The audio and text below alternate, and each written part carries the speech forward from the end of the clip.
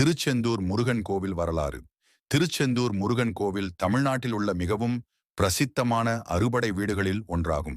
இந்த திருத்தலம் சங்கரபரணி தீர்த்தம், வேட்களம், கடற்கரை சந்நிதி போன்ற சிறப்புகளால் யுகங்களாக வழிபாட்டிற்கு இடமாக உள்ளது.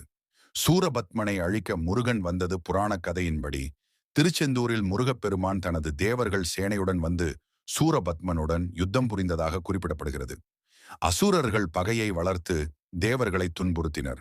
தேவர்கள் முருகனை சரணடைந்து எங்களை காப்பாற்ற வேண்டும் என்று வேண்டினர். முருகன் தனது வேளால் அசுரர்களை எதிர்த்து யுத்தம் புரிந்து சூரபத்மனை கொன்றார்.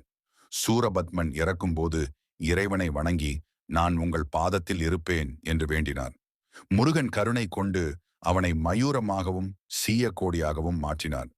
இதன் நினைவாக சேந்தனூர் என அழைக்கப்பட்ட இந்த இடம் திருச்செந்தூர் என வழங்கப்படுகிறது. கோவில் சிறப்புகள். கடலுக்கரையில் உள்ள ஒரே முருகன் கோவில். கோவில் உச்சியில் கோபுரம் இல்லை. இது மிக அபூர்வமானது.